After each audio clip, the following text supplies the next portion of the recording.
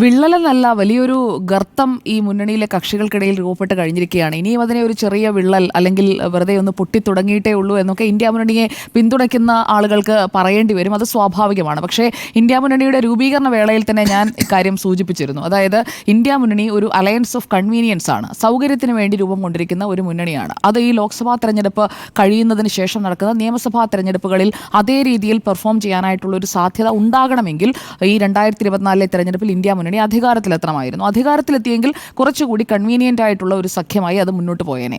അധികാരം കിട്ടാതെ വരികയും മൂന്നാം ഊഴം നരേന്ദ്രമോദിക്ക് ലഭിക്കുകയും ചെയ്യുന്ന ഒരു സാഹചര്യം ആ മുന്നണിയുടെ കെട്ടുറപ്പിനെ വല്ലാതെ ബാധിച്ചിട്ടുണ്ട് എന്നുള്ളത് വ്യക്തമാണ്. അതുകൊണ്ടാണ് ഇങ്ങനെയുള്ള അഭിപ്രായ രൂപീകരണങ്ങൾ വരുന്നത്. മല്ലികാർജുൻ ഖർഗെയാണ് ഇപ്പോൾ ഈ കമ്മിറ്റിയുടെ അല്ലെങ്കിൽ ഈ ഇന്ത്യ ബ്ലോക്കിൻ്റെ ചെയർപേഴ്സണായി നിലവിൽ നിൽക്കുന്നത്. മല്ലികാർജുൻ ഖർഗെയാണ്. അപ്പോൾ മല്ലികാർജുൻ ഖർഗെയെ മാറ്റണമെന്നല്ല, രാഹുൽ ഗാന്ധി വേണ്ട എന്നാണ് പറയുന്നത്. രാഹുൽ ഗാന്ധി വേണ്ട എന്ന് പറയുമ്പോൾ മല്ലികാർജുൻ ഖർഗെ ചെയർപേഴ്സണായി തുടരുന്നതിനോടുള്ള ഒരു എതിരഭിപ്രായമായി അതിനെ കാണാൻ കഴിയില്ല. രാഹുൽ ഗാന്ധി വേണ്ട, കാരണം രാഹുൽ ഗാന്ധി കേപ്പബിൾ അല്ല എന്നുള്ള ഒരു വിലയിരുത്തലിലേക്ക് ഇന്ത്യ ബ്ലോക്കിലെ പ്രധാനപ്പെട്ട നേതാക്കൾ എത്തുന്നു എന്ന് പറയുന്നത് അദ്ദേഹം മനസ്സിലാക്കേണ്ട ഒരു സൂചനയാണ്. അങ്ങനെ ഒരു സൂചന നൽകുന്നതിൻ്റെ കാരണം എന്താണ്? അത് ഈ പാർലമെന്റ് തെരഞ്ഞെടുപ്പിലെ പെർഫോമൻസ് അല്ല, മഹാരാഷ്ട്രയും ഹരിയാനയുമാണ്. മഹാരാഷ്ട്രയിലും ഹരിയാനയിലും കോൺഗ്രസും BJPയും നേർക്കുനേർ ഏറ്റുമുട്ടിയിട്ടുണ്ട്. നേർക്കുനേർ ഏറ്റുമുട്ടുന്ന ഇടങ്ങളിൽ ജമ്മുകശ്മീരിൽ നേർക്കുനേർ ഏറ്റുമുട്ടുമ്പോൾ ഉണ്ടാകുന്ന പരാജയം എത്രയാണ്? നാമമാത്രമാണ്. പക്ഷേ മഹാരാഷ്ട്രയിലും ഹരിയാനയിലും അങ്ങനെയാണോ? ഹരിയാന ഒരു ലെസണായി എടുത്തുകൊണ്ട് മഹാരാഷ്ട്രയിൽ എന്തുകൊണ്ടൊരു തിരിച്ചുവരവിന് സാധിച്ചില്ല? അതൊരു വലിയ ചോദ്യമാണ്.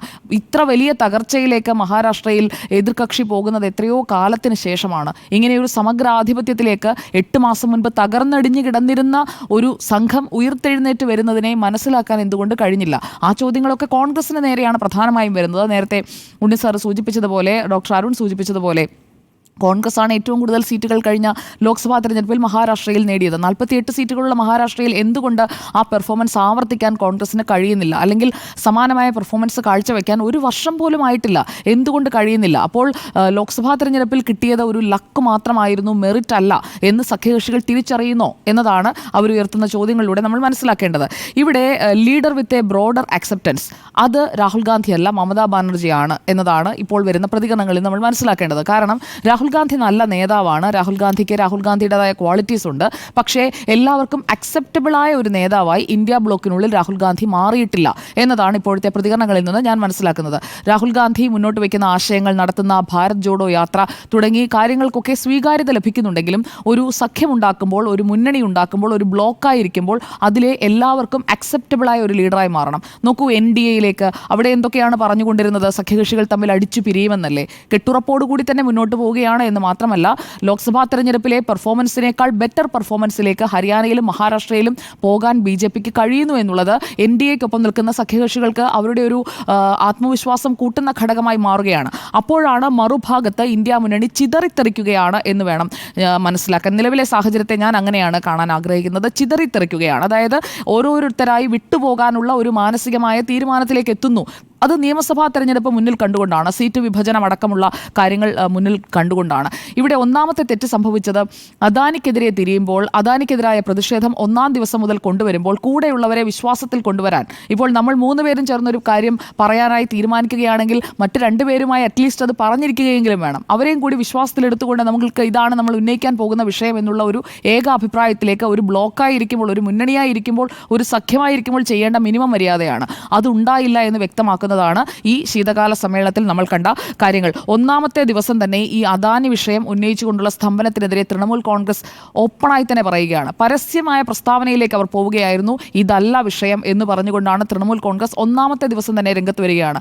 അവിടെ മുതൽ ഇന്ത്യ മുന്നണിയുടെ കൃത്യമായിട്ടുള്ള ഈ വിഭജനം അല്ലെങ്കിൽ മുന്നണിക്കുള്ളിൽ ഉണ്ടാകുന്ന പൊട്ടലും ചീറ്റലും കൃത്യമായി ആളുകളുടെ മുന്നിലേക്ക് അത് മാനിഫെസ്റ്റ് ചെയ്യുകയാണ്. സമാജ്വാദി പാർട്ടി ആദ്യ ദിവസം പറഞ്ഞത് സംഭൽ വർഗീയ സംഘർഷം ചർച്ച ചെയ്യണമെന്നാണ്. സംഭലാണോ അദാനിയാണോ പ്രധാന വിഷയം എന്ന് മുന്നണിക്കുള്ളിൽ ചോദിച്ചാൽ മുന്നണിക്കുള്ളിൽ കൂടുതൽ വെയിറ്റേജ് കിട്ടുക സംഭലിന് തന്നെയാണ്.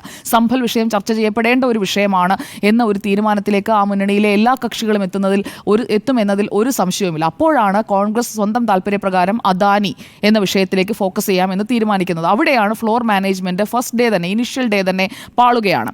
ഇനി മുസ്ലിം ലീഗ് കേരളത്തിൽ ഇന്ത്യ മുന്നണി അല്ലെങ്കിൽ UDFന്റെ ഏറ്റവും പ്രധാനപ്പെട്ട സഖ്യകക്ഷി ആരാണ്? മുസ്ലിം ലീഗാണ്. മുസ്ലിം ലീഗ് ആവശ്യപ്പെട്ടത് ഏത് വിഷയം? വിഷയമാണ്, സംഭൽ വിഷയമാണ്. സംഭൽ വിഷയത്തിൽ നോട്ടീസ് നൽകുന്നത് മുസ്ലിം ലീഗാണ്. അതും കേരളത്തിൽ നിന്ന് എത്ര എം പിമാരുണ്ട്, കോൺഗ്രസിൻ്റെ എത്ര എം പിമാരുണ്ട്, അതുകൂടി ഒന്ന് കണക്കാക്കണം. AICCയുടെ ജനറൽ സെക്രട്ടറി കേരളത്തിൽ നിന്നുള്ള എം പിയാണ്. ഈ സംഭൽ വിഷയത്തിൻ്റെ പ്രാധാന്യം അദ്ദേഹത്തിന് പറഞ്ഞു കൊടുക്കാമല്ലോ, രാഹുൽ ഗാന്ധിക്ക്. മറ്റു വിഷയങ്ങളിലൊക്കെ ഉപദേശിക്കുന്ന KC വേണുഗോപാലിന് രാഹുൽ ഗാന്ധിക്ക് പറഞ്ഞു കൊടുക്കാമല്ലോ. സംഭൽ വിഷയമാണ്, ലീഗ് മുന്നോട്ട് വയ്ക്കുന്നു, മറ്റു കക്ഷികൾ മുന്നോട്ട് വയ്ക്കുന്നു, സമാജ്വാദി പാർട്ടി മുന്നോട്ട് വയ്ക്കുന്നു. UP-യിൽ ഏറ്റവും പ്രധാനം സമാജ്വാദി പാർട്ടിയുമായുള്ള ടൈപ്പ് അല്ലേ? ആ സമാജ്വാദി പാർട്ടിയെ ഒപ്പം കൂട്ടിയത് കൊണ്ടല്ലേ കോൺഗ്രസിന് UP-യിൽ നല്ല പെർഫോമൻസ് കാഴ്ചവെക്കാൻ കഴിഞ്ഞത്. ഇനിയിപ്പോൾ നിയമസഭാ തെരഞ്ഞെടുപ്പിലേക്ക് പോകുമ്പോഴുള്ള സീറ്റ് ഷെയറിങ്ങിനടക്കം ഒന്നിച്ച് നിൽക്കണമെന്നുണ്ടെങ്കിൽ സമാജ്വാദി പാർട്ടിക്ക് കൂടി അനുകൂലിക്കാൻ കഴിയുന്ന സ്വീകാര്യമായിട്ടുള്ള ഒരു ഫോർമുലയിലേക്ക് വിഷയങ്ങൾ ഉന്നയിക്കുന്നതിലേക്ക് എത്തണം. അപ്പോൾ ആ രീതിയിലുള്ള ഒരു അപ്രോച്ച് കോൺഗ്രസിൻ്റെ ഭാഗത്ത് നിന്ന് ഉണ്ടായിട്ടില്ല എന്നതാണ് ഇക്കാര്യങ്ങൾ നിരീക്ഷിക്കുമ്പോൾ എനിക്ക് മനസ്സിലാക്കാൻ കഴിഞ്ഞത്. DMK അടിയന്തര പ്രമേയ നോട്ടീസ് കൊടുത്തത് മണിപ്പൂർ കലാപത്തിലാണ്. കോൺഗ്രസ് മണിപ്പൂരും വിട്ടു. ഈ വിഷയങ്ങളെല്ലാം വിട്ടുകൊണ്ടാണ് അദാനിയിലേക്ക് ഫോക്കസ് ചെയ്തത്. അതാണ് ഈ റിഫ്റ്റിന് ഇപ്പോൾ കുറച്ചുകൂടി ആക്കം കൂട്ടിയത് എന്നാണ് ഞാൻ മനസ്സിലാക്കുന്നത്. ഇവിടെ ലാലു പ്രസാദ് യാദവിൻ്റെ പിന്തുണ അത് ഒരു വെറുതെ അദ്ദേഹം പിന്തുണയ്ക്കുകയാണെന്ന് ഞാൻ കരുതുന്നില്ല. അത് ബീഹാർ ലക്ഷ്യമിട്ടുകൊണ്ട് തന്നെയാണ്, ബീഹാറിൽ വരാൻ പോകുന്ന തെരഞ്ഞെടുപ്പ് ലക്ഷ്യമിട്ടുകൊണ്ട് തന്നെയാണ്. കൃത്യമായി അതിലെ സീറ്റ് ഷെയറിങ്ങിലടക്കം കോൺഗ്രസിനൊരു അപ്പർ ഹാൻഡ് കിട്ടാൻ പോകുന്നില്ല. അതിൻ്റെ ഒരു ഇൻഡിക്കേറ്ററായി വേണം ലാലു പ്രസാദ് യാദവ് മമതാ ബാനർജി നയിക്കട്ടെ എന്ന് ഓപ്പൺ സ്റ്റേറ്റ്മെൻറ്റ് നടത്തുന്നതിലൂടെ മനസ്സിലാക്കേണ്ടത്. ഇവിടെ ഹരിയാന മഹാരാഷ്ട്ര തിരിച്ചടിക്ക് ശേഷമാണ് ഈ നേതൃമാറ്റം കൂടുതൽ ചർച്ചയാകുന്നത്. ഹരിയാനയ്ക്ക് ശേഷം അത്രയ്ക്ക് വിസിബിൾ ആയിരുന്നില്ല, പക്ഷേ മഹാരാഷ്ട്രയ്ക്ക് ശേഷം നല്ലത് പോലെ വിസിബിൾ ആണ്. അത് അവിടെ മഹാവികാസ് അഘാഡിക്കുള്ളിൽ നിന്നാണ് ശക്തമായി വരുന്നത്. ശരത് പവാറൊക്കെ ഉന്നയിക്കുന്ന കാര്യങ്ങൾ, അതുപോലെ സഞ്ജയ് റാവത്തിൻ്റെ പ്രതികരണം ഇന്നും വരുന്നുണ്ട്. ശിവസേന, ഉദ്ധവ് താക്കറെ വിഭാഗം എല്ലാവരും മമതാ ബാനർജി എന്ന ഒറ്റ പേരാണ് പറയുന്നത്. അവിടെയാണ് നമ്മൾ ശ്രദ്ധിക്കേണ്ടത്. ഈ ഇന്ത്യ മുന്നണിയുടെ രൂപീകരണ വേളയിൽ നിതീഷ് കുമാർ, മമതാ ബാനർജി, ശരത് പവാർ, രാഹുൽ ഗാന്ധി, മല്ലികാർജ്ജുൻ ഖർഗെ തുടങ്ങി മുതിർന്ന നേതാക്കളുടെ എല്ലാവരുടെയും പേരുകൾ, അഖിലേഷ് യാദവ് തുടങ്ങി എല്ലാവരുടെയും പേരുകൾ ചർച്ച ചെയ്യപ്പെടുന്ന ഇടത്ത് നിന്ന് ഇപ്പോൾ ഒരേ ഒരു പേരെ പറയുന്നുള്ളൂ. മാത്രമല്ല ആ പേരാരുടെയാണോ പറയുന്നത് അതേ മമതാ ബാനർജി ഞാൻ തയ്യാറാണ് നയിക്കാൻ, നിങ്ങൾ എല്ലാവരും തയ്യാറാണെങ്കിൽ അല്ലെങ്കിൽ എല്ലാവരും ഓക്കെ ആണെങ്കിൽ ഞാൻ തയ്യാറാണ് എന്നൊരു അഭിമുഖത്തിൽ അവർ പറഞ്ഞു വെക്കുകയും ചെയ്തു. അപ്പോൾ ആരുടെ പേരാണോ പ്രപ്പോസ് ചെയ്യുന്നത് അയാൾ ഞാൻ തയ്യാറാണ് എന്നുകൂടി പറയുന്ന സാഹചര്യത്തിൽ കോൺഗ്രസ് മാത്രം നിന്ന് എതിർക്കുന്നത് ശരിയാകില്ല. ഇനി അങ്ങോട്ടുള്ള ദിവസങ്ങളിൽ ഇത് കൂടുതൽ ചർച്ചയാകും എന്നുള്ളതും ഉറപ്പാണ്. ഇവിടെ ഈ സീറ്റ് ഷെയറിംഗ് പ്രോസസ്സ് അത് മിക്കവാറും അടിച്ചു പിരിയാനുള്ള ഒരു സാധ്യത കൂടി ഞാൻ കാണുന്നുണ്ട്. നിയമസഭാ തെരഞ്ഞെടുപ്പുകളിൽ ഇന്ത്യ മുന്നണിയായിട്ടൊന്നും മത്സരിക്കേണ്ട, ഒറ്റയ്ക്കൊറ്റയ്ക്ക് ശക്തി തെളിയിച്ച് മത്സരിക്കാം എന്ന രീതിയിലേക്ക് അവസാനം ഈ കാര്യങ്ങളെല്ലാം കൊണ്ടുചെന്നെത്തിക്കുന്ന തരത്തിലാണിപ്പോൾ കാര്യങ്ങളുടെ പോക്ക്. മമതാ ബാനർജി നേതൃത്വം ഏറ്റെടുക്കുകയാണെങ്കിൽ ഇന്ത്യ ബ്ലോക്കിലേക്ക് അഡീഷണലായിട്ട് വരാൻ പോകുന്നത് YSRCP ആണ്. YSRCPയുടെ ഓപ്പൺ സ്റ്റേറ്റ്മെന്റ് വന്നു കഴിഞ്ഞു. ഞങ്ങൾ വില്ലിംഗ് ആണ്. മമതാ ബാനർജി ലീഡർഷിപ്പ് ഏറ്റെടുക്കുകയാണെങ്കിൽ, അതായത് കോൺഗ്രസ് നയിക്കുന്ന ഇന്ത്യ മുന്നണിയിലേക്കല്ല, മമതാ ബാനർജി നയിക്കുന്ന ഇന്ത്യ മുന്നണിയിലേക്ക്. അതാണ് ഞാൻ പറഞ്ഞത്, ലീഡർ വിത്ത് ബ്രോഡർ അക്സെപ്റ്റൻസ് അത് മമതാ ബാനർജിക്കാണ് ഇപ്പോഴുള്ളത്. മാത്രമല്ല തൃണമൂൽ കോൺഗ്രസ് ബംഗാളിൽ നേടിയെടുത്ത വിജയം അത് ഇന്ത്യ മുന്നണിയുടെ ഭാഗമായി നിന്നുകൊണ്ടല്ല. അതുകൂടി നമ്മൾ കാണണം. BJPക്കെതിരെ ഒറ്റയ്ക്ക് പോരാടാൻ കരുത്തുള്ള ആളാണെന്ന് തെളിയിച്ചാണ് മമതാ ബാനർജി നിൽക്കുന്നത്. കോൺഗ്രസ് നേടിയ 99 സീറ്റുകളുടെ നേട്ടം എന്ന് പറയുന്നത് ഇന്ത്യ മുന്നണിയിലെ സഖ്യകക്ഷികളുടെ കൂടി ബലത്തിലാണ്, ഒറ്റയ്ക്ക് കിട്ടുന്നതല്ല.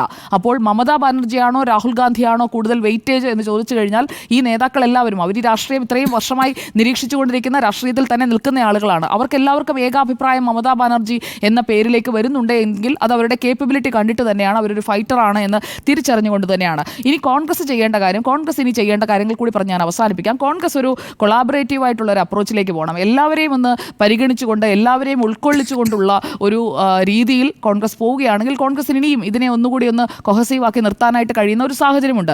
ഈ കോൺഗ്രസ് സെൻട്രിക് ആയിട്ടുള്ള സ്ട്രാറ്റജീസ് അതാണ് ഇനിയിപ്പോൾ മാറേണ്ടത്. കോൺഗ്രസ് തങ്ങളെക്കുറിച്ച് മാത്രം ചിന്തിക്കാതെ ചുറ്റും നിൽക്കുന്ന മറ്റ് പാർട്ടികൾ അവരിലും ഉള്ള അവർ മുന്നോട്ട് വയ്ക്കുന്ന അഭിപ്രായങ്ങളൊന്നും കണക്കിലെടുക്കാതെ ഈ അദാനി വിഷയത്തിൽ പറ്റിപ്പോയി ഇനിയും തിരിച്ചു വരാനുള്ള സാധ്യതയുണ്ട്. അല്ലെങ്കിൽ മൊത്തം പൊട്ടിത്തകർന്ന് ചിതറിത്തെറിച്ച് പടക്കം പൊട്ടുന്നത് പോലെ പല വശത്തോട്ടും ആയിപ്പോകും. അപ്പോൾ ഈ സഖ്യം കൈകാര്യം ചെയ്യാൻ കോൺഗ്രസ് പോരാ എന്ന ഒരു തീരുമാനത്തിൽ നിന്ന് കോൺഗ്രസിന് ഇതിനുള്ള കേപ്പബിലിറ്റി ഉണ്ട്, അല്ലെങ്കിൽ രാഹുൽ ഗാന്ധിക്ക് കേപ്പബിലിറ്റി ഉണ്ട് എന്ന് തെളിയിച്ചു കൊടുക്കേണ്ടത് അവരാണ്.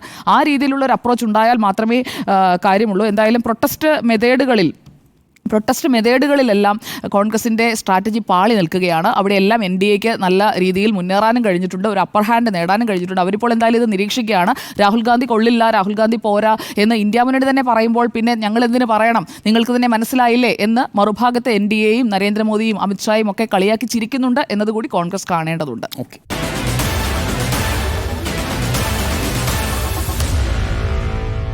Meet the editors.